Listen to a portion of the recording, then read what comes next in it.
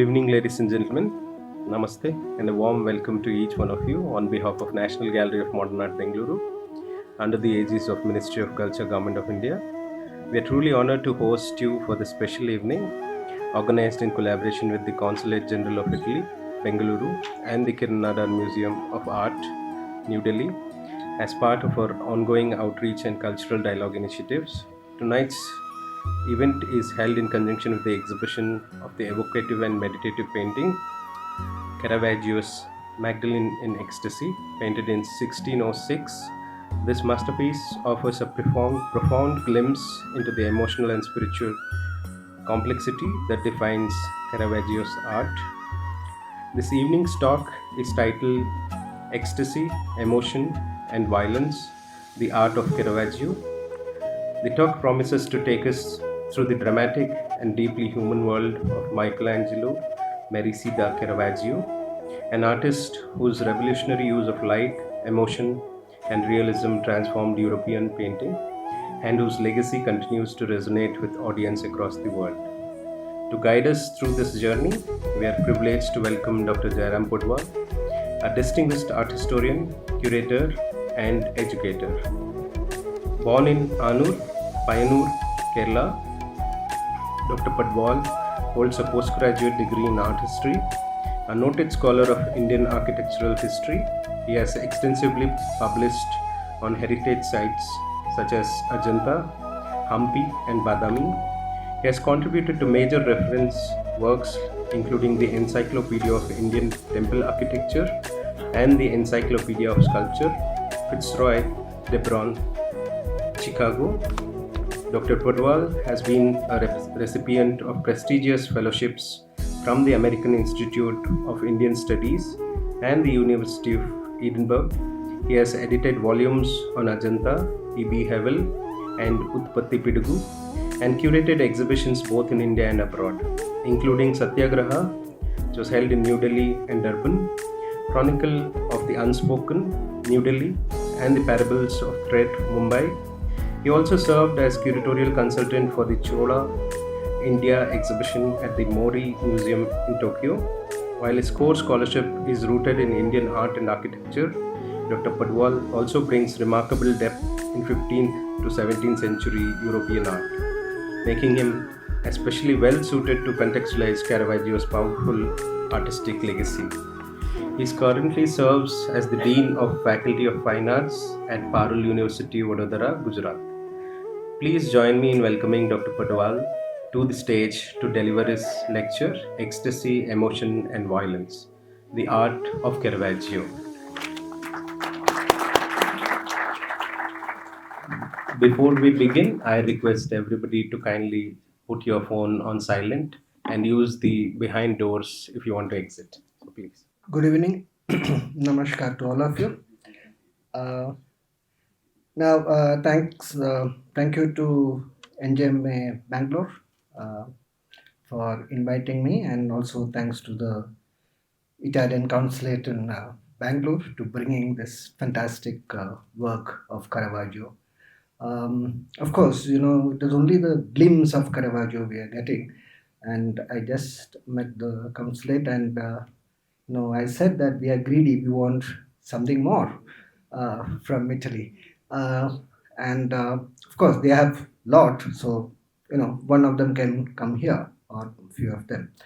So now when we talk about Caravaggio, what we can say that. His works are very dramatic, and his life was more dramatic. And interestingly, Caravaggio is, when we are talking about world art history, there is a phase of before Caravaggio and after Caravaggio. That's the importance of Caravaggio. In the sense, one of his rival, but his biographer has said that Caravaggio has done something to world painting or European painting that only his namesake Michelangelo Buonarroti could do before. Because once we see, I'll show you his work. The sense the way it has changed. When we are saying about European art, this particular phase, which is very interesting, that is known as Baroque. And whenever we talk about the great, artists of Europe, like, and of course, this, I mean, leaving the great trinity of high Renaissance like Michelangelo, then Leonardo da Vinci, and Raphael. The next generation of the great painters are, say, Rembrandt, the Dutch master, then Poussin, the French master, then Rubens, the Belgian master, and Bernini, the Italian sculptor, and Velasquez, who's the Spanish master. So all these artists, interestingly, has great influence of Caravaggio. And when we can actually make out in the history that before Rubens saw Caravaggio and after what Rubens did after seeing Caravaggio, there is a drastic difference. Like especially when we are talking about Caravaggeschi, or in the style of Caravaggio, the closest, or in the sense the great influence we think about is Rembrandt. Rembrandt actually used the ingenious way of light as used by Caravaggio. So you can actually see the influence of Caravaggio more in Rembrandt. But of course, Rembrandt took the light which Caravaggio has introduced, the quality of light which Caravaggio introduced. Rembrandt took it further. And when we talk about Baroque as a movement, there are a lot of these words comes up. Baroque is the most, when you look at, the paintings of Western art, when you look at Baroque art, which actually changes you, or in the sense, Baroque has this, very interesting quality that, when you look at Baroque pulls you into the canvas, then, swirl you around and then throw you out. That's the quality of Baroque. But, it has a bewitching quality. It is very passionate. It is emotive, religious, tension is there, momentum is there, energy is there, light is there, shadow, spirituality, apparitions, mythology, illusionism, space, perspective, naturalism, global outlook, monumentality. It is profane and it has a lot of nude figures. It is strong, there is strength. It is theatrical. It is dynamic, expressive, grandeur is there, splendor is there, magnificence is there, opulence is there, majestic quality is there, but it is gimmicky, it is convulsive, it is erotic, tactile, violence, ecstatic. All these qualities you get in this person who's known as Michelangelo Merisi da Caravaggio. And we know, I mean, Michelangelo, when we say Michelangelo the Medici, so usually we use say Caravaggio for the reason that his own contemporaries did not wanted Caravaggio to be the same name as Michelangelo. Like, one of the historians, Bellori, is the one who wrote about, in 17th century itself on Caravaggio. And he says that there are two Michelangelos. One is Michelangelo Merisi and Michelangelo Buonarroti. Michelangelo Buonarroti did everything saintly, everything pure, sacred. But the other Caravaggio, other Michelangelo, that is Michelangelo Merisi, did everything profane, everything bad. So this is very interesting that there are these two Caravaggios who changed the whole art. And interesting thing is that we know Caravaggio, of course, he is coming from the city known as Caravaggia, which is outside Milan. And we know the date of his birth because, of course, in church documents, we know that he is born on 29th, 1571. And his birth fell on the feast of the Saint Michael. So that's why he was known as Michelangelo. But we know that much. Rest we don't know. Caravaggio is the most mysterious painter, and that's what I said. It is dramatic. His life is more dramatic. Interestingly, Caravaggio never signed his paintings. None of his paintings except one. He signed Fra Michelangelo. That is the only painting which is signed. Now, rest of the paintings are based on what we can call as, the Michelangelo Merisi style or Caravaggio style. And of course, this is a portrait of Caravaggio by Octavia Leoni in 1621, 10 years after Caravaggio died.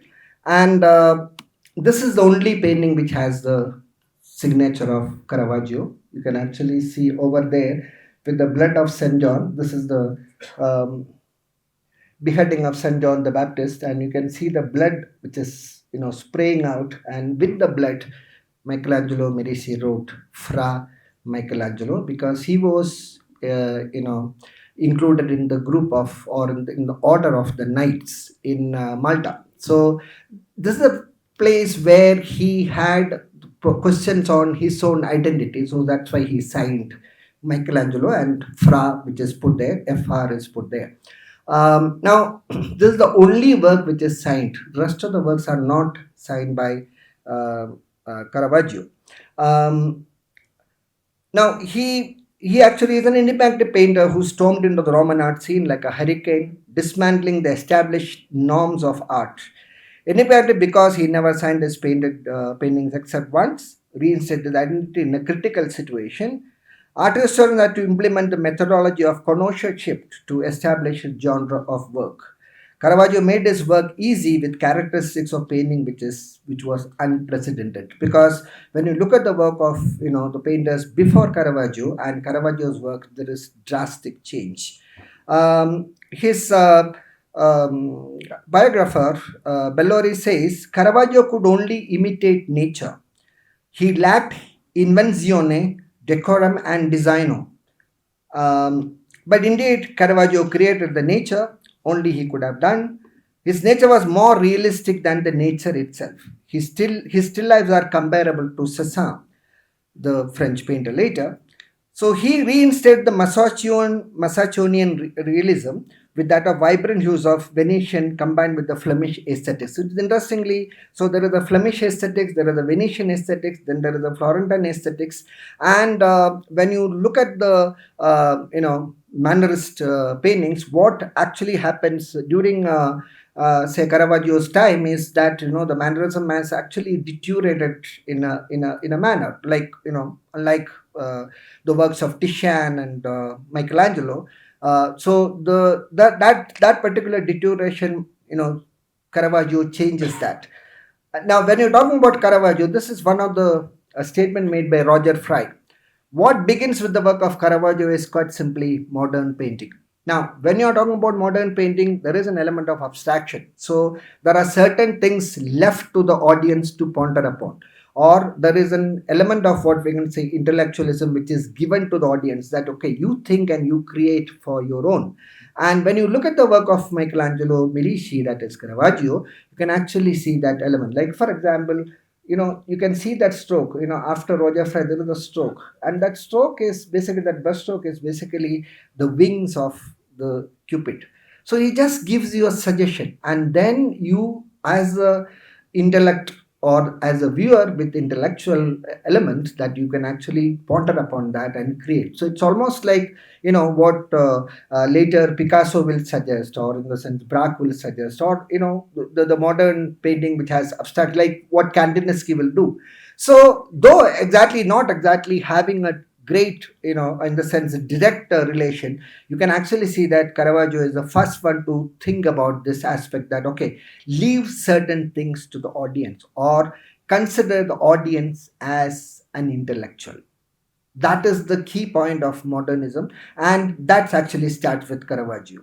Now, this is another statement by an author. Caravaggio created a new kind of art, dramatic, deeply emotional, grounded in the vivid details of everyday life, and overwhelmingly human.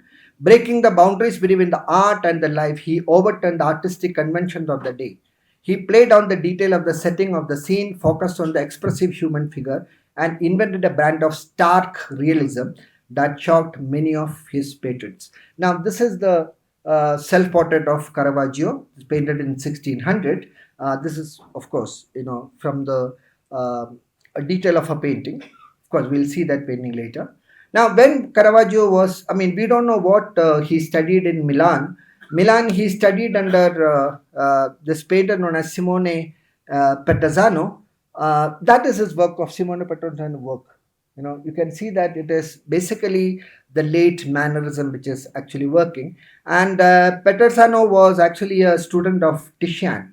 And he say that, I mean, I learned a lot of things from Titian, but when you look at the work, I mean, I've seen some other works also, you don't exactly get the Titianish quality of color in Petrosano. So and Petrosano was, predominantly a fresco painter. Michelangelo, Medici, or in the sense Caravaggio never did a fresco painting. That means he was not exactly studying with, in the sense he was studying, but he was not very attentive of Simone's work. And then, of course, we don't know much about what Caravaggio did in Milan, but our story starts somewhere in you know 1590, where you have Caravaggio traveling to Rome, and then, of course, he works with another artist known as Cesare Giuseppe. Uh, this is the work of Cesare Giuseppe. This is Judith with the head of Holofernes. Interestingly, there are few Caravaggio paintings which are dealing with the theme, and you can actually see that Judith here has no emotion. Nobody has any emotion in this particular painting, but Caravaggio introduces emotion into the painting. So when the paintings are kind of pumped with emotion, very close to what romanticism will put later. Like for example, when you look at the work of Goya, that shooting of 1802 is a very famous work. Goya, as a painter, put charges emotion into the pictures, and that is what Caravaggio did. When you look at the work of Caravaggio, you can actually see this element of emotions punched into it. So Caravaggio, his first teacher, as I said, it is Simone Peterzano, and Caravaggio preferred not the mannerist quality of work or what is happening in Italy that time. He preferred to bring in the so-called fresh air from Flemish aesthetics of still life. Um, so, and he was working with Giuseppe, no, Cesare, and then he was also a very popular painter of Rome at that time. He was very close to Pope, so he used to get a lot of commissions. And Michelangelo, Caravaggio probably helped him with this, the work of nature. But he also brought in what people did not do at that time. That time, everybody was supposed to look at the sculptures, the antique sculptures of Rome, and sketch it and all those things. Interestingly, Caravaggio never did any sketching. There is not even one sketch available as Caravaggio's sketch. It seems he never even did preparatory drawing before painting. He painted directly onto the canvas.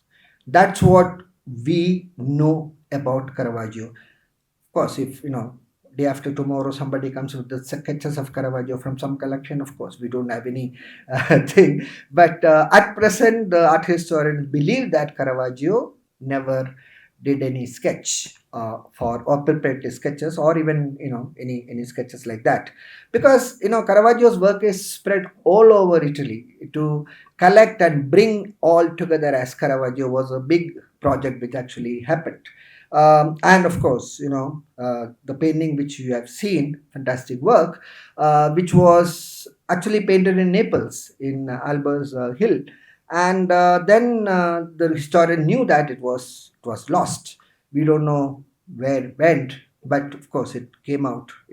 So such thing can happen. So when you know Caravaggio brought in another aesthetics here. This is the famous work which is known as Fortune Teller. There's a gypsy girl, Egyptian gypsy, and she is actually, if you look at the hand, you know, it is a friend of Caravaggio. So he's going onto the street of Rome, and then this gypsy girl, fortune teller, smiles at this guy, and then slowly takes his ring out. So he's being robbed, and he doesn't know. He's smiling at her. Now this was not this kind of subject matter was not part of mannerism. It was not part of Renaissance, especially Italian Renaissance. This is a kind of work which you get in early Renaissance, or Renaissance in Netherlands, or the Flemish Renaissance, and of course later you have fantastic painters like Franz Hals, who does this kind of works. So Caravaggio first looks at the nature, and there is a story which is said that somebody said there is this piazza in Rome, and then there was this some fountain sculptures there. So somebody told Caravaggio that you sketch this particular thing. So Caravaggio just turned around and looked at the street, and he said, "This is my subject. I'm going to sketch from them, or I'm going to study from them."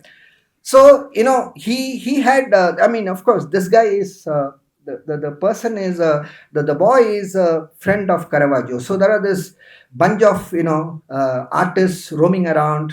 They are looking for job, and then they do this kind of work. And then, of course, this kind of scenes, this is another one which is known as card shops. So you can see that they are playing the card, and then, of course, you can see this relation, and one guy is removing the card. So this is a very genre theme, and this theme was actually attracted Cardinal Francisco Maria della Monte, that is one of the major patron of Caravaggio, and he had a huge house in Rome and great reputation in Rome, and a character like Caravaggio, it was a very ideal situation. He was staying in this house and painting for him, and then of course at night he will go for party. And Caravaggio is one. People say, in the sense, his contemporaries say that he used to walk around in the dark streets of Rome in black clothes, and then he will carry the sword, and you're not supposed to brandish the sword everywhere, but the police will catch him. And interestingly, usually when we're talking about artists, we look at the church records. Okay, this commission is given, that this. In case of Caravaggio, we have more police records than the church records. Police record that he had a fight with somebody, and of course the police was quite active, it seems, in Rome that time. Like one of the case was, Caravaggio went to a restaurant, and then he ordered for artichokes. So half of the artichoke was, fried in oil, half was fried in, ghee, or in the sense, uh, so butter. And Caravaggio asked the waiter, which is butter, which is oil. The waiter stupidly said, just smell it, you'll come to know. And next thing, the waiter comes to know that the plate is coming flat on his face, and then Caravaggio standing with the sword on his neck. First complaint. Then Caravaggio was traveling somewhere, or for 3 months he was not there, and then he came back to his house where he was staying. Of course, this is after he was staying with Maria del Monte. So the landlady said, you need to pay the rent, of course. So Caravaggio came back with 2, 3 of his friends and started throwing stones at her. Another police complaint. So it goes on. So there are a lot of these complaints, and he was basically painting in the day and spending hunting in the night, that kind of thing. But of course, whenever the police caught him, he used the name Maria del Monte. So he was like acquitted. Okay, go, go, go, because Maria del Monte was very powerful. Then he did a series of work for Del Monte. There's a boy with a basket of fruit. Now, what is different here? Now, as I said, Caravaggio never signed, but there's no need of signing, because this work is not done by any painter of that period or even later. They could not do this. Like, for example, look at the freshness of the fruit, the naturalism or the realism of the fruit. And the realism affected people so much that Bellori, who's a critic, there is a painting of separate a mouse. I mean, of course, I'll show you, where there is a fruit bowl, and then the fruit was all not the seasonal fruit. So Bellori complains that in Easter time such fruits won't come. Of course, so Easter time, in the sense, separate a mouse is Christ comes out after his resurrection, Easter, and then he meets his disciples. So they go for a lunch or dinner or something like that, supper. So the fruit bowl is there. Caravaggio, his own, what we can say, his unique identity of fruit ball was kept. So Bellori complains that fruit is not the season of Easter; it will be different. Now the thing is that the naturalism or the realism of Caravaggio forced a critic like Bellori to complain that this is not the right fruit. Should have put that better fruit. Anyway, so when you look at the fruit in this thing also, look at that. Now, this kind of still life was not again used in Italian, art at that time, and this, the fruit is very close to the famous apple by Cézanne. Now, one of the critic has said that Cézanne's apples are more apple than the apples, you know, and you can say the same thing about Caravaggio. Caravaggio's fruits are more fruits than the fruits. Quality of it. Now, what does fruit represents? It represents life, and it also represents what we can say the joys of life, but also the mortality of life, or in the sense the the element of mortality also brings in, because the fruits can decay fast. So the decadence of life is also brought in. So my one of the thing, of course, when we are looking at Caravaggio, there are qualities of Caravaggio. One of the qualities that this reference to death, always reference to death and decadence, you can get in, it's actually a string you can actually see in Caravaggio's case. This is considered to be Sig Bacchus, considered to be Caravaggio's self-portrait, considered, of course, not exactly confirmed. And again, you can see that it is the Bacchus. Bacchus is the god of nature, then parties, and wine and things like that. And of course, we have seen bacchanal scenes painted by all the masters. But what is the difference between the other Bacchus and this? The Bacchus is here is slightly, what we can say, sick, and the Bacchus here actually shows that there is an element of decadence, the life. And then there is this question of homoeroticism, because Michelangelo, I mean, Caravaggio painted a lot of this nude figures, semi-nude figures, but not a female nude figure. Most of the nude figures and semi-nude figures are of adults and boys. The question is that, so there is this question of sexuality of Caravaggio.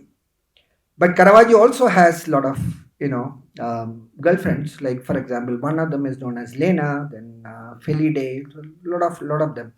And of course, the case which led to the murder also based on a prostitute. So we are not very sure whether he was, what we can say, same sex, approach towards same sex. But another question is that whether it is Caravaggio or the client. Now, another work is again considered to be Caravaggio's self-portrait. It is Boy Bitten by a Lizard. You can actually see the lizard is over here. You can see the lizard. Now, the central finger is being bitten. Again, the central finger has other connotations, which is also lead to this question that whether Caravaggio is in that thing. But when you look at the work, this particular work, and in this detail, you can actually see that again the decadence coming, the rose which is in the water, and then there are other things. And so the landscape, or in the sense the fruit bowl or the still life, represents here the life, and also the lizard over here is actually representing the what we can, the dangers of life. And this kind of approach of semiotics or semiological approach is something which makes Caravaggio interesting. We'll see that later. Now, this is the musicians commissioned by Del Monte. Uh, Again, you can see that whether they are boys, girls, that's the question. Like one of the very senior art historian, when he was talking on this particular painting in Metropolitan Museum, he said, "Yeah, I mean, I thought that is a girl, the last one over there behind, but that is not a girl. Later he came to know. But you have this whole thing of, it is not exactly they are playing something, but they are rehearsing something. And interestingly, Del Monte was also one of the early composers or listen who helped opera being, so there is this series of musician which is, Caravaggio did for him. Now, another work. Again, you have this kind of works of Caravaggio. Bacchus, and model is another painter known as Mario Minetti. He's Sicilian, and then of course he will rejoin Caravaggio. When he's running away in Sicily. And when you look at this thing, when you look at the wine glass, you can actually see this movement of the wine. It is because this guy was so drunk at night, so he could not hold the thing straight. So he you can actually the swell of that particular wine thing. And if you look at the cheek also, because too much of wine and all those things, so this is all part of the what we can say, the play they do, and especially this kind of bare left shoulder you can see in early works of Caravaggio. Now, this is a rush to flight to Egypt. Now that you can see Virgin Mary over there with baby Jesus, and then of course, this angel, and Saint Joseph is holding something for him, and that particular music is identified. This is composed in 1520. That's what I don't remember exactly the musician's name. But what you see here is again that shift from what we can say the biblical scenes. The biblical scene here is that when you look at Saint Joseph and Mary, they look poor. They are not, in case of mannerism, you get this very rich kind of Marys and Saint Joseph, but here they are shown as poor. And of course, this there is no scene saying that when they were flight to Egypt, there were angels came and played music for them. There's no reference in Bible, but that is just a Caravaggioan approach. And when you look at the angel himself, again you can see the semi-nude of the figures, like this one. This is Saint John the Baptist with the ram, and the model is Cecco Bonori, who was a English man who came to Italy and worked as an assistant to Caravaggio, and then of course later he used the word Cecco di Michelangelo. So he takes Caravaggio's name. Now, when you look at Caravaggio's thing, as I said, that he never he painted anything which is he never signed his work, and he was more confident that none could imitate or duplicate his style. It wasn't mere skill, technique, but the conceptual clarity that art world has forgotten since the days of uh, Da Vinci, Raphael, and Michelangelo. And moreover, nobody dared to copy Michelangelo, in the sense Caravaggio in Rome, because if you copy Caravaggio, Caravaggio will come at night, hit you, maybe kill you also, So, and he said, don't dare to copy me, finish, period. So nobody copied him, and he had this very interesting way of working. And So, moreover, Caravaggio has grown in reputation as dangerous character to deal with. He roamed around in the streets of Rome in black dress, flashing sword, challenging anybody who dared to threaten him. Probably Caravaggio would have been the only painter, as I said, who we know as from the police records. And he openly threatened dire consequence of anybody steals his style. So, what was the characteristic of Caravaggio's style? One, visual semiology. Visual semiology, he uses the visual semiology where, one of the element is light as a signifier. Light signifies something. Like, for example, in this case, you can see this three strips or four strips you can see. And those, just that white dots actually shows the landscape, and then that is the water there. So, it is basically you are supposed to, you feel like अरे थोड़ा light बढ़ा दो यार, that kind of thing. So Caravaggio, I mean, brings you this, leaves you with certain things. One spot here, another spot here, third spot here. You build up and build up of your own landscape, right? That is what Impressionism said. That okay, we don't give you the landscape, we give you the hints of landscape, and you build up the landscape of your own, which is, as I say, the main keystone of modern movement. So here, so this is San Francis and Assisi in Ecstasy. Again, you can see this light, one light coming directly onto the body, then other light which is kind of reflected. Some people also suggest that this is the self-portrait of Caravaggio. I mean, the problem is that we don't know exactly how Caravaggio looks like, except one there, but rest of them we kind of assume that it is Caravaggio. Now, this is another element of light as the signifier. See that light coming from there, from the top, and it is coming through the hands of the angel, and then it is touching the body of Virgin Mary, Annunciation. Now, one of the most important, or in a sense, one of the fantastic work of Caravaggio, you know, like nobody can paint like this. This is something which he uses. Like, one quality is that the light is coming from this is known as the calling of St. Matthew. St. Matthew was the tax collector. And then, of course, he used to spend his nights in pubs and bars and all those things, in taverns. And there comes, Christ. And one of the apostles is showing that, okay, that is St. Matthew, and Christ is calling him. Now, this is very interesting that, that hand gesture. Hand gesture is very close to God touching Adam in Michelangelo Buonarroti's famous creation of Adam.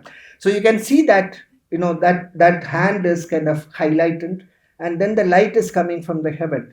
But the religiosity stops there.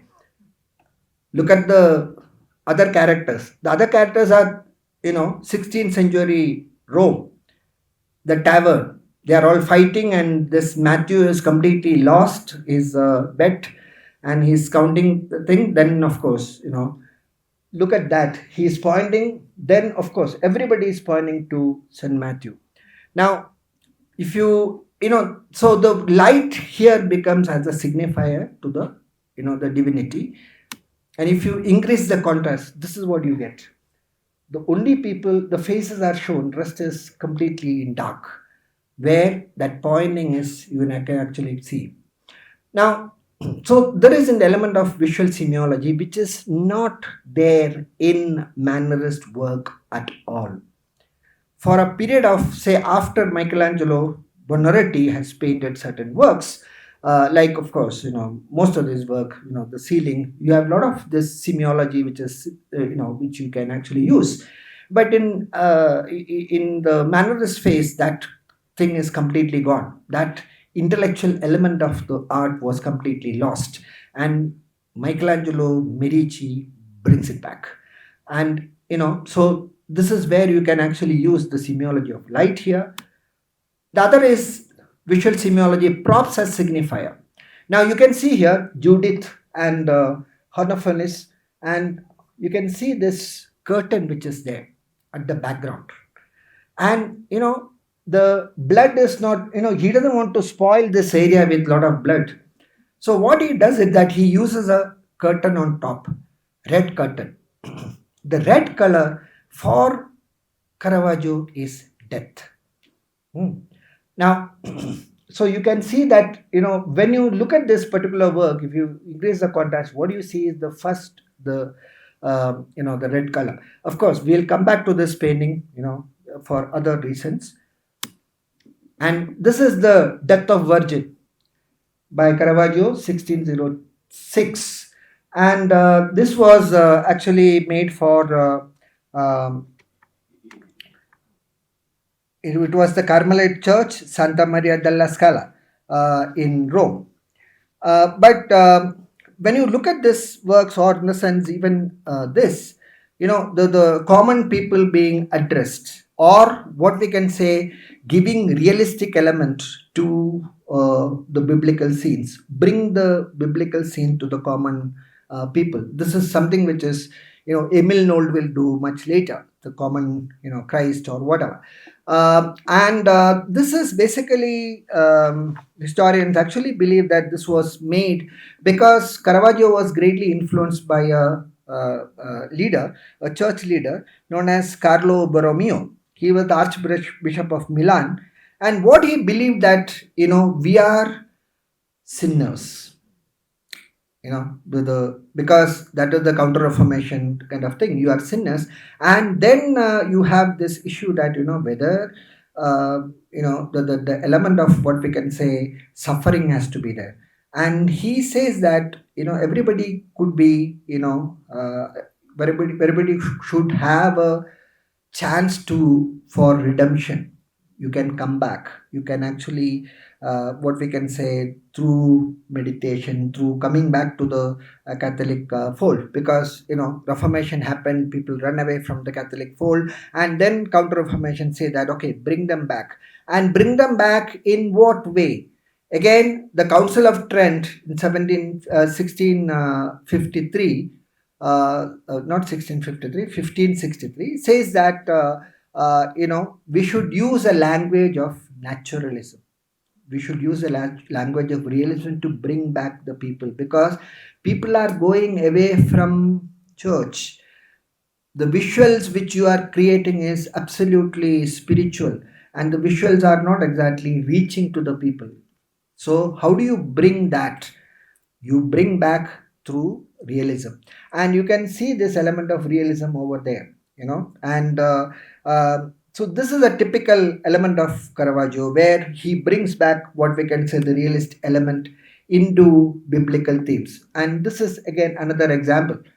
Usually when you have, except in the case of Mantena's work, where you have a dead body of Virgin Mary, but rest of them does not exactly show Virgin Mary as a dead body. They'll show lilies in a coffin, and everybody is looking up, famous Raphael's painting I'm referring to. But here you have a poor lady, died or dying. And you can see the people who are, all standing there without even slippers. Interestingly, this particular Carmelite convent, they are known as the shoeless Carmelites. So they used to walk with barefoot. So Caravaggio uses that. You can actually see the barefoot, and then you have Mary Magdalene sitting in next to the body, and then you have the bare foot of Virgin Mary, and the Virgin Mary looks old, completely weakened by poverty or whatever, and even her, the upper garment is slightly opened up. It's almost like a natural death happening. Still, it looks fantastic as far as, the concept is concerned, but the convent refused it. They said it is vulgar, because Virgin Mary doesn't look Virgin Mary.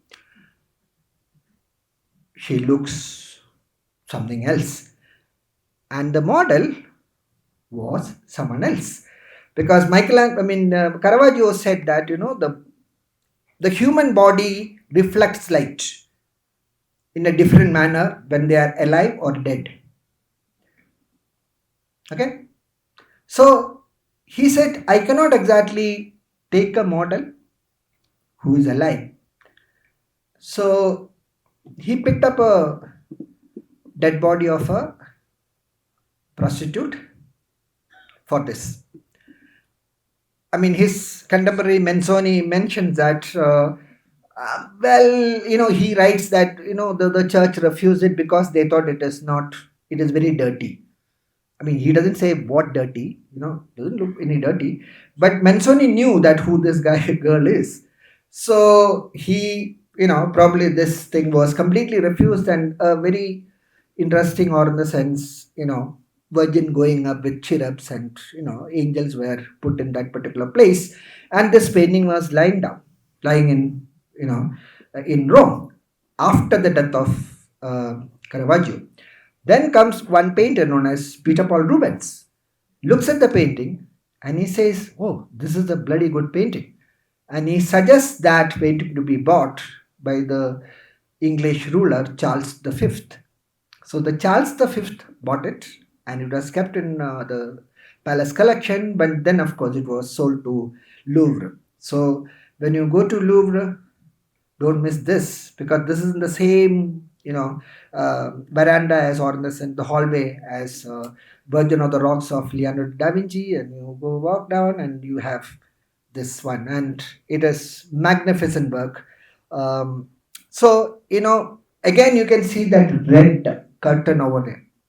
The red curtain actually represents death. Again, Saint Jerome. I personally love this saint because his name is very close to my name, Jerome. Uh, so, um, so he's the. I mean, he's a mendicant. He had a lion next to him iconographically, then a skull there. Again, when you look at this particular work, the 2 points which we set that leaving certain things for our imagination. Like for example, that skull doesn't look like a skull, but it is a skull. Hmm. And leaving certain things like he doesn't paint the full body of Saint Jerome. He just suggests the said body of Saint Jerome. They manifest from the darkness, like Caravaggio will jump on to his enemies from the darkness. He will come. So likewise, all his figures have that quality. Now, another quality of Caravaggio is the shrouded violence. He doesn't show violence on to the real people. Like for example, this is Judith who is cutting the head of Honnefenis. Look at her face. She's like clinically doing it. She's not doing. I mean, there is no anger in her face. But look at the lady next to her. She represents the tribe. Because Hadafalis was actually a tyrant, then Judith has to make him fall in love with her, and then of course she kills him. But that whole wrath of that whole tribe, it is represented in this face. So look at that. So this is what I mean by reflective expressions. Like this, Martyrdom of Saint Matthew. You can see here, of course, that is Caravaggio who is leaving the scene. He could not do that. Is Caravaggio over there, at the end. And when you look at this, what is the assassin doing? Assassin is just holding the thing. But look at the other characters. The other characters are all contributing to that.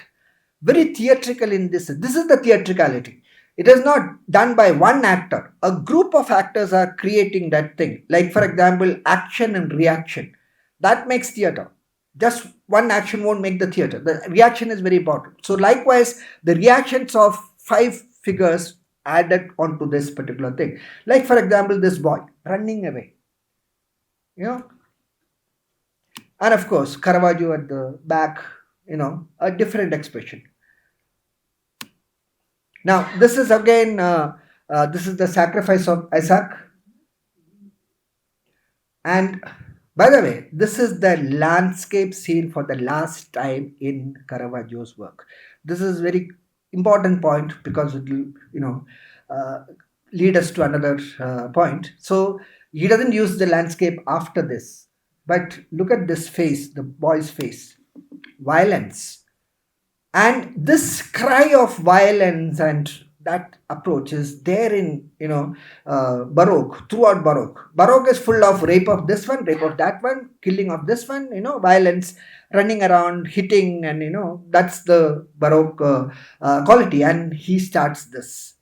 And another good example is this crucifixion of Saint Peter. Saint Peter was asked to crucify him because he doesn't want to be crucified like Christ did. So he asked the Romans to crucify him the head down, on the sense upside down. So you can see that pain in the face of what we can say Saint Peter. Now this is something which is also very important, like that pain of crucifixion. You get in Grunewald, you can see that when the hand gesture is there, you can actually see that pain in the hand of Christ. But many times, especially the mannerist painters, Christ is, by the time of mannerism, Christ got used to crucifixion as okay, no problem, tongue, that's it. No expressions, no pain, which is there. But when you look at this particular work, you can actually see that resistance, which is actually, the work of Saint Peter. And interestingly, other thing is that look at the assassins or the sense executioners. None of their faces are seen, completely hidden, and they are doing their job, very gruesome job, but their faces are hidden, completely hidden. And look at their legs. No, these are the, even St. Peter's leg is all muddied and all those things. So, again, that element of poverty brought in back to Counter Reformation, you can see in this work, or in the sense, that's the expression of St. Peter. Another work, David and Goliath. Again, see the expression of David. There is no victorious expression, because this is 1600, and where if you look at the work again, you can see that no landscape is shown, or in the sense there's no background shown, completely dark. And this is what we say chiaroscuro and all those things. But more than chiaroscuro, this is what you get in case of reflected expressions, and this kind of semiological approach, which only we can think about Caravaggio. Now this one, taking of the Christ, look at the face of Judas, and expression of Christ, and the gleam of that armors, and see that figure calling for help. So the whole element of what we can say, that violence and that fear and all those things, is reflected onto one character. Again, Salome with the head of St. John the Baptist. Now see that assassin, that is his job. Killing is his job. Okay, another head, today is this guy. And see Salome's face. Salome is not looking at it. She is completely repentant that why did I ask for it. She didn't think that it is gruesome. Though in the complete drunkenness, she asked for the head of St. John the Baptist on a platter. So the platter is there, very importantly. So it is kept there, and she's almost on the verge of crying. But look at the old lady. The old lady is the mother of Salome, who had grudges against St. John the Baptist. And look at her face. That is the face of the same maid's face of Salome's. I mean, in the case of Judith and Hannah-Phoenix, the same thing. Now you can see these expressions being used, and again you can actually zoom in, zoom out, and anyway, Caravaggio is also giving you in a platter. He's presenting you that thing, and whatever Salome is going through, we the people are supposed to repent. So we are all on the Salome side. Another work which is very interesting, where the jester is used. Now Madonna del Rosario, and it is Madonna, which is actually not a real Madonna. It is actually a sculpture. When they pray to that particular, they are praying to that particular work, and see the hand expressions. So this is very close to. There is one painting by Albert Dürer, where Christ among the scholars. So there are the Christ is arguing with the scholars. So you get the center of the picture. You get a lot of this hand gestures. So that kind of realistic hand gestures are being used over here. Now this is David with the head of Goliath, and interestingly, David is Cecco Boneri, and Caravaggio as the Goliath. Now, interesting thing is that the date, 1609. This is where Caravaggio has already done the murder of Tommasino. Tommasino was a rival, and then there are this two theories were there. One theory is that they were playing tennis, and there was an argument, and there was a duel which was called, and then, of course, in the duel, Caravaggio fatally injured the other guy, Tommasino, and he died. The second theory is that they were actually arguing on a prostitute, and then there was a duel, and Caravaggio wanted to castrate Tommasino, and Tommasino's medical report actually said that he died with certain injuries. So there is a high possibility.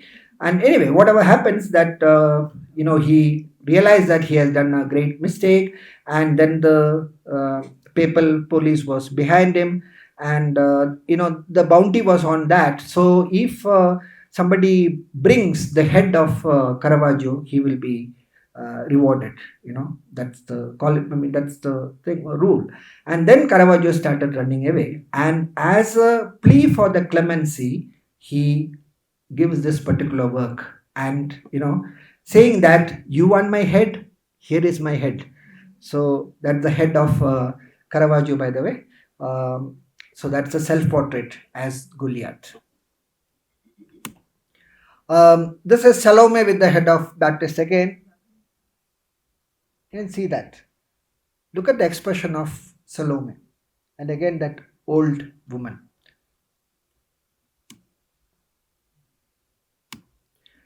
This is Denial of St. Peter, done by Caravaggio, but it is not, his lines are, the background is not exactly very typical Caravaggio. So the historian says that it is probably because he was injured at that particular time, because he had series of duels and fights and all those things. So this is 1610, and this is probably happened in Malta. He was in Malta, and he was in the order of the knights, and the order of knights, they were supposed to reveal his huge painting, which is the the painting which I showed you, the beheading of the third slide I showed you. That is supposed to be revealed on that day, and the previous day he had a fight with one of the other knights and injured him, and then he was put in jail in Malta for 3 months, and then he managed to escape from there, from the jail, and then he came out, and then he started moving towards Naples back. So this is the chaotic period which we has gone through. So probably this is one of the late paintings. Now, other quality of this is, we are almost coming to the end. This is the impudent realism which he has. Now, this is the fruit basket Bellori complaint, that this is not the fruit which you get in Easter, and you look at the fruit bowl. The fruit bowl is about to fall. We feel like, oh my God, just hold it. And what is actually happening here? They are, the disciples of Christ, they are realizing that this is Jesus Christ, and Christ is telling them, he starts reading the Jewish incarnation before the food. Then they realize that, oh my God, this is Christ. And look at the surprise. One guy is almost jumping out of his chair. That's we usually say, jumping out of the chair. So you can actually see that Caravaggio is using that particular thing of jumping out of the chair. And look at the other guy, complete surprise. Now, when you look at this, and the innkeeper at Amos, he doesn't understand a damn thing what is happening. Look at that, expressionless. So this particular thing of everything is brought down to what the bare minimum. And if you look at this particular one, this is Saint Thomas. Christ comes back, and then says that I am Jesus Christ, or whatever, your teacher, and all those things. And Saint Thomas says, no, no, no, no, no, I have to feel the wound. Touching is believing, as Saint Thomas says. And Saint Thomas always uses this finger, and he uses this finger onto feeling the wound of Christ. Look at the fingernails, Thomas, you know, and and the wound is felt over here. So that is the bare reality, realism which he brings in. Another one, endowment. Again, the reality here. Like, look at the color of Christ's body. It's a dead Christ. And look at the color of the guy who is holding him. You can actually make out that who is dead and who is not. Like in this case, Virgin Mary, you can actually see the difference of the colors. Now, we are here because of Mary Magdalene. Mary Magdalene, this is one of the early painting of Mary Magdalene which he did, 1596 to 97. Now, Mary Magdalene is again like an enigmatic character, like Caravaggio. We don't know how, who she was, and there are these three Marys in Bible. One is Mary of Egypt, then Martha and Mary, the Lazarus sister, that is another Mary, then Mary of Magdala, that is the third Mary. Then, of course, this is apart the Virgin Mary, which is there. So there are three Marys, and they all seems to be very close to Christ. And Virgin Mary, I mean Mary Magdalene, is considered to be closer to Christ, and even some people proposes that she was kind of a lover to Christ. And some of the statements are she is the saint of the saints, that's one of the words. And then after I mean, she's the witness to crucifixion, she's the witness to the resurrection. And of course, after everybody kind of runs away to various places and gets martyred in various places, she goes to France, and then she lives in France for a long time, and she converts the French into Christianity. And she was living in a cave, in a place, in province, on a province. And she was living there, and she was not taking food. She used to get the divine choir coming down and playing for her. So she will get ecstasy listening to this divine choir for 30 years. This is Mary Magdalene. And one of the interpretation of this Mary, that she's holding, I mean, Leon Dixon, who's a biographer of Caravaggio, he says that she's seated on a low stool, and these low stools are usually used for pregnancy or in a delivery. So this low stool, she's almost seated on a delivery scene, and then she's holding her the abdomen area, protection of the abdomen area. She's impregnated, on the sense she's pregnant. But the question is that who is she pregnant with? She's not pregnant with as Dan Brown said, that child of Christ or something like that. She's pregnant. I mean, of course, Caravaggio will never do that, but her pregnancy is that she's actually delivering Christianity. She's the future of Christianity is with her. So that's the element of pregnancy which is used there, not exactly the pregnancy which we understand. And again, you see this one, you see this one. It's actually same model and is painted at the same time. And you have Virgin Mary holding the hand almost similar to the same, here, this one and this one. The neck and all those things, you can actually see that it's the same model. And she is holding Christ, but there it is empty handed, not Christ but the Christianity she is holding. So that's how. And then on the side, of course, Caravaggio used this, Mary throwing out all her wealth, and then of course mendicant, she becomes a mendicant.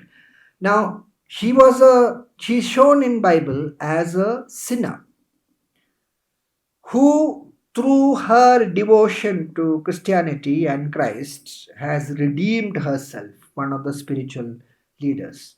Or she repented and came back to Christianity, or she became favorite to God because of her dependence. So every sinner has a possibility. Every sinner has a possibility to come back and mend their ways, and then of course that's the ideology which actually um, counter reformation actually says. And of course Borromino's sermons must have influenced Caravaggio in Milan itself. So you have Virgin Mary, I mean the in especially in 16th century you start getting too much of Mary Magdalene's. Well, I'll show you why it is, of course. But before that, this is the versions of the same Magdalene Mary which we saw. Version in the sense, as I said, it was painted in Albers and it was, left out, nobody knew. But people knew that there is one Caravaggio painting which was like this. But this is not a Caravaggio. That's why the, cross sign is there, because there is a landscape shown there. So Caravaggio would never do that. So it is based on Caravaggio, painted by somebody else. So it's not exactly original. And this one also you can see this, prominence of cross and the light coming. And when you look at the arrows of the light, you can make out this is not Caravaggio. Caravaggio never shows the source of light. Never shows. That is done by somebody. I mean, of course, he never shows the source of light, and this cannot be Caravaggio. And of course, the rest of the things are as as we see in the painting over here. And of course, her the belly looks slightly bulged. It can be the bulge because she is holding it like that, or the drapery bulge. It can be a drapery bulge, but it can be also the bulge of pregnancy. Again, that mendicant element, and the pregnancy is that again the hope of a next generation, regeneration. That hope is there. That's why it is, used that way.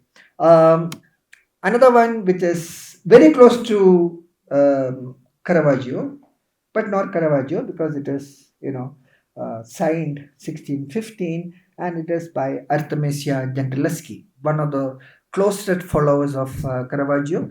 Uh, and this is a painting we have here, and so what I did is to make it slightly more Caravaggio. I increased the contrast. PowerPoint में contrast बढ़ा देते हैं, so so you get more highlight, more darkness, it becomes Caravaggio. So it is closer to Caravaggio, or in the sense it is Caravaggio. Only thing is that some people can kind of argue that what you see behind is some kind of suggestions of landscape. Not true. He uses the flat thing because especially this the light which is there. But if you increase that contrast, you can actually get a very Caravaggio-esque or Caravaggio-esque approach. Um, just a few words on this is the earliest representation of Virgin Mary, Mary Magdalene, which changes after Caravaggio. That's why I wanted to show you. She's shown as a mendicant. This is 1280, then 1340, and then you have 1430 again, Lippo de Andre, and then you have in Renaissance we have Donatello's famous Mary Magdalene done in wood, and then of course Filippino Lippi, that is Fra Filippo's Lippi's son, Filippino Lippi. He makes this again. They're all she's shown as a mendicant, emaciated old woman, because that's what they say, that Mary Magdalene spent that thing penance, and he became, when you want to show somebody is in penance, you show them as emaciated, uh, like Buddha's case. El Greco also did very close to that. But then comes Caravaggio, and see the difference. After Caravaggio, Artemisia Gentileschi paint this.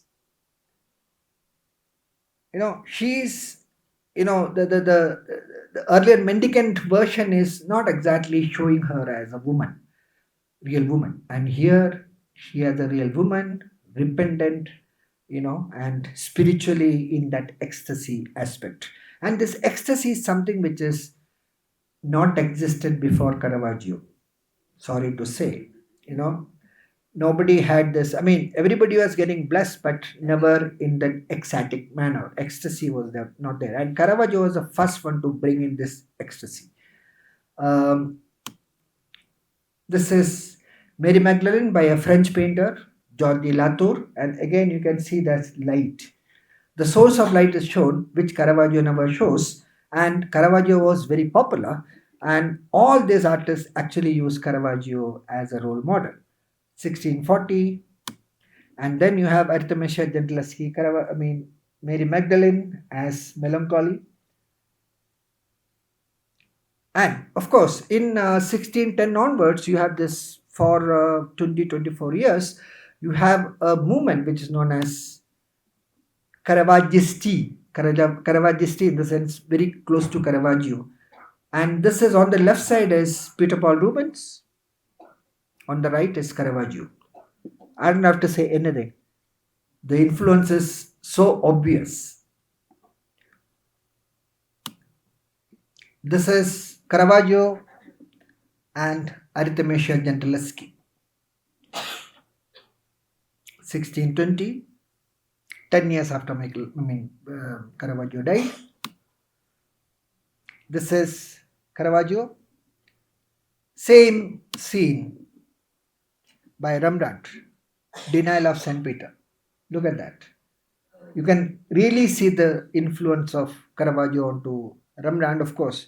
You know, um, and Caravaggio and Rembrandt, you can have another lecture, the relation between Rembrandt and Caravaggio.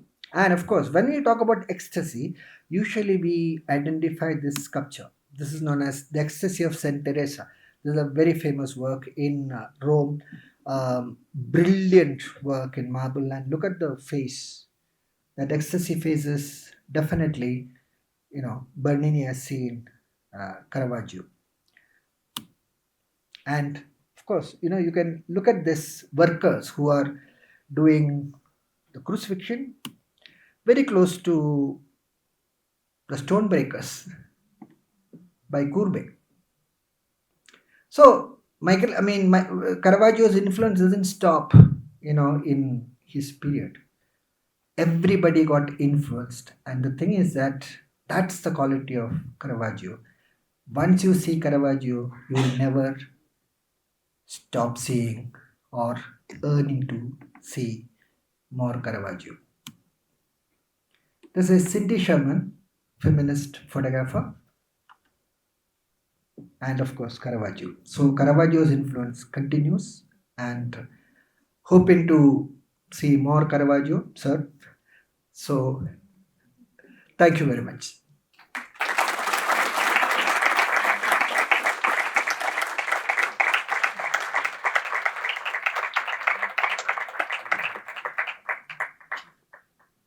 If you have any question or something, I can take one or two questions. Of course, I'm not exactly a Caravaggio expert, but I know something about Caravaggio. Yeah. So this ecstasy, is it trance?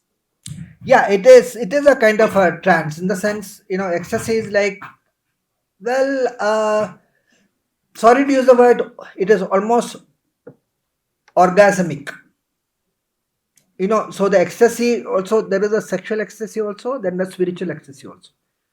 So it is not exactly a trance, but you go into, you almost lose yourself, and you don't know what happened.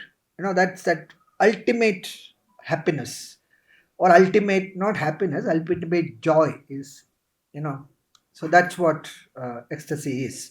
And there is a kind of connotation of sexual element. The connotation is also there in ecstasy, like for example, uh, the ecstasy of Saint Teresa. She's hit by the golden arrows of the divinity, and the divinity is elevating her almost into that uh, ecstatic state. Yes, sir. No, first of all, thank you very much. It was excellent. Thank you. No, something that I think I noticed that maybe could be a hint also for the public to then to I think there was one tiny, let's say, not mistake, but I think that the Magdalene in Ecstasy that you showed Ah, is not the Magdalene in Ecstasy this year. It's the Magdalene Klein, ah, which is, by the way, also the one that still, yeah, not the one after, or this yeah, one. or you showed also before in a couple of Yeah. slides. Mm. Yeah, Mm. this is Magdalene Klein, Ah, which was basically the Magdalene that was considered being probably the real Caravaggio one ah. until this was discovered. Yes, yes, yeah. And the difference is very subtle, but the face Mm. here, the eye is a little bit more Mm. open. She looks No, slightly this older. is my version of that. The right one is my version of that. Both of them, Yeah. both of them. You will see that the Ah, hair is a ah. bit more present here on top of Yes. the hands, Mm. while there is more discolored. And in general, they're very similar. Very Actually, similar. on Wikipedia, Ah. this they say Yeah, this is yeah, the yeah. one, but it's Ah. not. Mm. So I'm not sure if the gallery is open now. If okay, so take a picture of this Ah. in your mind or in your phone and confront it to that, Mm. and they are slightly different. True, true, true. I mean, I completely agree. Actually, one of my friend. You can easily see by the left hand. It is slightly bright. That is very dark there. Anybody can easily make out. This and the one in the what is gallery is not the same. Yeah, yeah. Ah. Even an ordinary man can easily say by the left hand. Yeah. By No, looking no, at the left hand. that right hand one, that the point arrow, that is basically, this was the thing I got from Wikipedia. The recent news thing I got this, and one of my friend actually sent me this particular work, but of course that was in WhatsApp, so I could not use it over here. But there is subtle difference, and slight difference you can I see. mean, the latest one that was discovered only 10 years ago. Yeah, There is a little difference. So little difference. this is Yes. also great work. Yeah, yeah, yeah. This Of was course, of not course. to be Caravaggio for long, but then eventually, apparently, the original one is. Yes, yeah. So we can make up our mind. But thank you again. This was amazing. No, I mean, when we have this, I mean, the background, if it is slightly dark, it would be like take straight away taken as Caravaggio, but the period which he painted this is 1606, I mean, the late 1606, which, nobody has seen it. I mean, even Bellori has not seen it. Bellori onwards, all his, people's, I mean, its biography say that there is a, Virgin Mary painted in, I mean, sorry, Mary Magdalene in Ecstasy painted in Albers in 1606, but it is missing. It is missing, or, whatever reasons. So, but that particular period, again, we cannot exactly insist for Caravaggio's kind of thing, because it is immediately after he left Rome, because he's a painter. He asked for, what we can say, pardoning using a painting. He will get an asylum doing a painting. So if gets an asylum in the Colonna family, of course they know him. But when you are a painter sitting there and again doing something, and we have to also understand that one of the greatest paintings of Caravaggio actually happened between 1606 to 10. There are a lot of fantastic paintings, and we have to give him the full credit that because of, he is going under tremendous pressure. He can't get out of the house because, Tommaso, followers are following him, and so there are the police and everybody, anybody can cut his head and then get a bounty. Now that kind of mental pressure, he's creating masterpieces. This is, that's the greatness, or in the sense, that's the contrast here, or that's the ridiculousness of this thing, that he paints fantastic work this time. I mean, even painting, putting his own head as Goliath and saying that here is my head.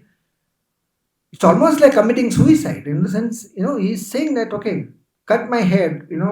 So in that pressure also, he painted tremendous fantastic works.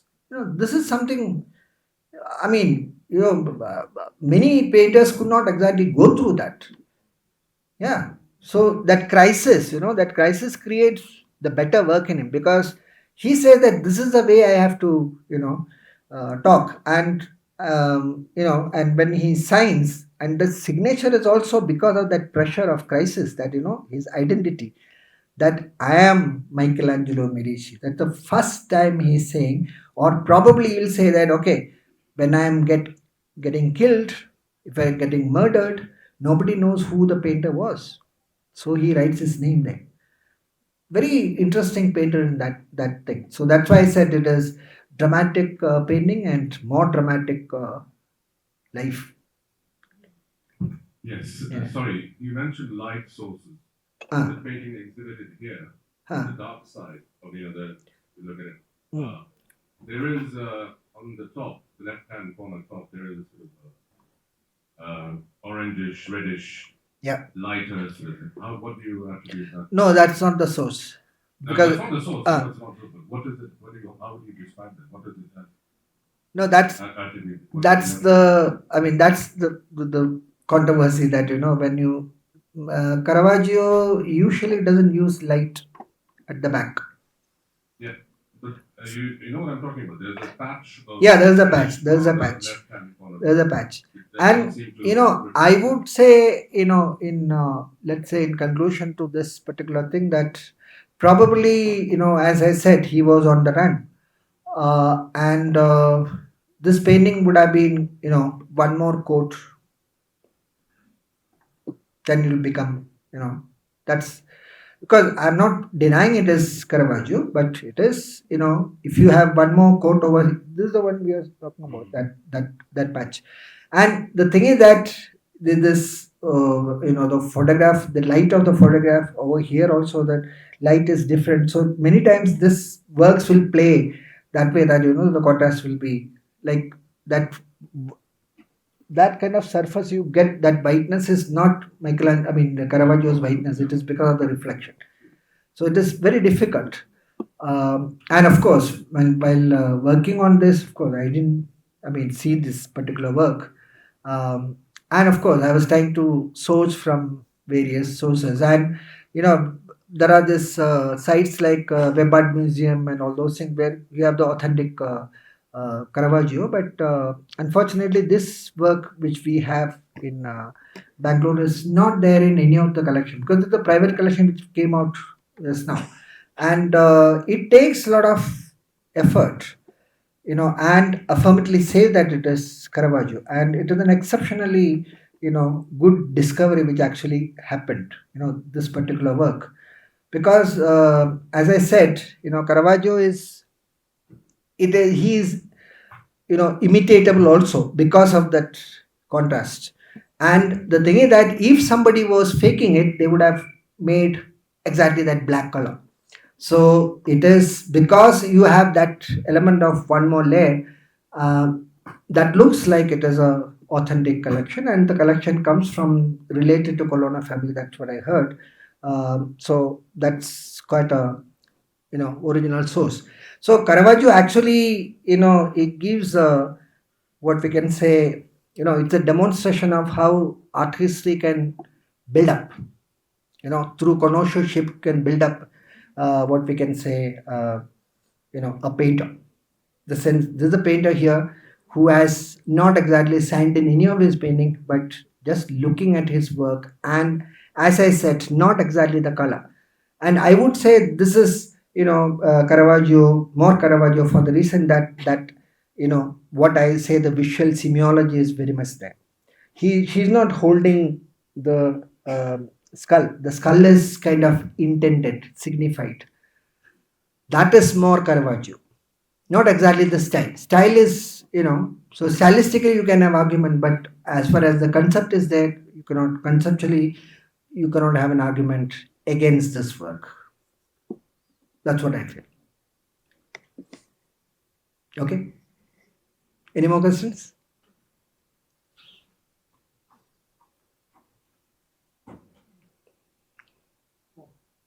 Yeah. Thank you.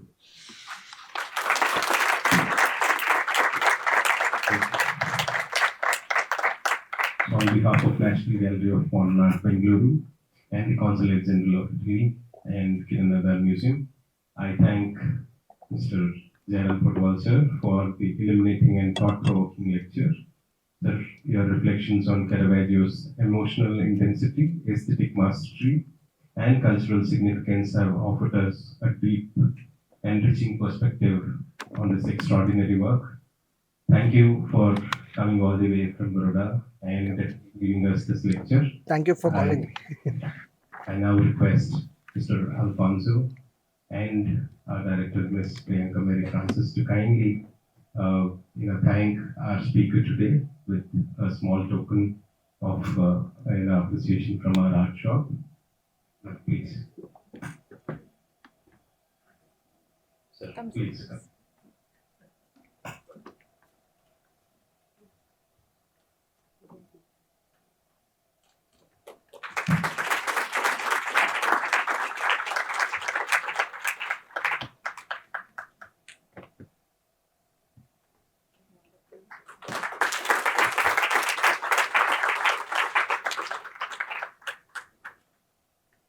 Lastly, I would thank each one of you to be here joining for the talk.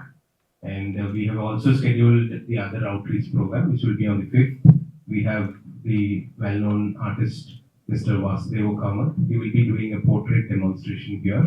So I request all of you to kindly join in the evening at the same time, 5 o'clock, and kindly catch up the Samhita, the Air India collection which has come to NGMA. A small highlight of the collection which has been an exhibition, and also kindly catch up on the Caravaggio's Magdalene, Ecstasy, the painting which is on display, and kindly follow us on Facebook, Twitter, and Instagram for further events and updates. Thank you all. Have a good evening.